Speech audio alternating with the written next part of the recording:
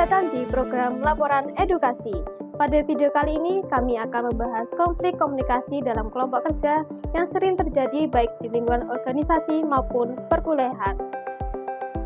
Konflik dalam kelompok sering dianggap sebagai hambatan kerja tim. Namun, jika ditinjau dari teori komunikasi, konflik sebenarnya dapat dikelola menjadi sesuatu yang lebih konstruktif. Untuk melihat bagaimana konflik komunikasi tersebut terjadi dalam praktik kelompok kerja serta bagaimana cara mulanya, kami akan menyerahkan laporan selengkapnya kepada Sisil di lapangan.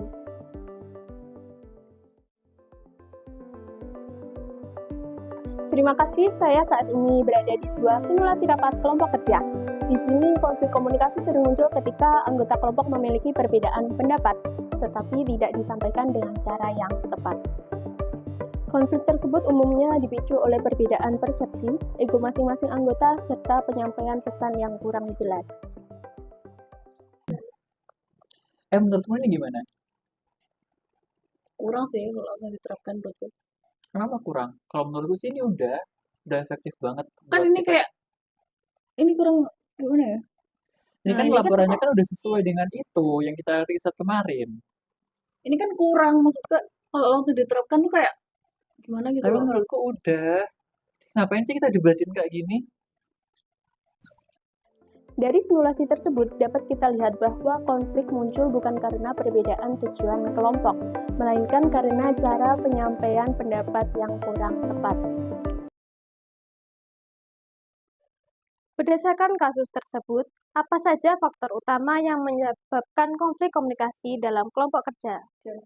Terdapat 3 faktor utama. Yang pertama yaitu perbedaan persepsi. Setiap individu menafsirkan pesan dengan cara yang berbeda. Yang kedua yaitu ego anggota kelompok. Keinginan untuk mempertahankan pendapat pribadi sering menghambat akses diskusi. Yang ketiga yaitu distorsi pesan. Pesan yang disampaikan secara emosional sering diterima secara keliru. Dalam teori konflik kelompok, konflik dipahami sebagai proses interaksi yang muncul akibat perbedaan kepentingan, nilai, dan persepsi antar anggota. Artinya, konflik tidak selalu berdampak negatif bagi kelompok. Benar, jika dikelola melalui komunikasi asertif, konflik justru dapat meningkatkan kualitas pengambilan keputusan.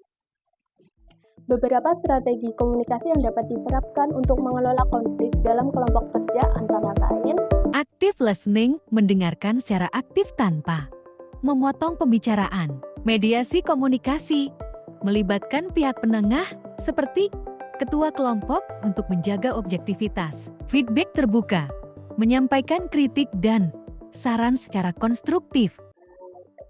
Demikian laporan kami mengenai konflik komunikasi dalam kelompok kerja serta cara mengelolanya secara efektif.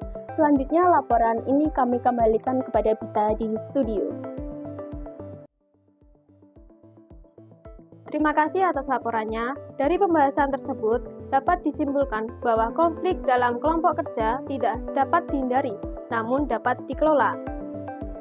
Dengan komunikasi efektif, asertif, dan saling menghargai, konflik justru dapat memperkuat kerjasama serta meningkatkan kinerja kelompok.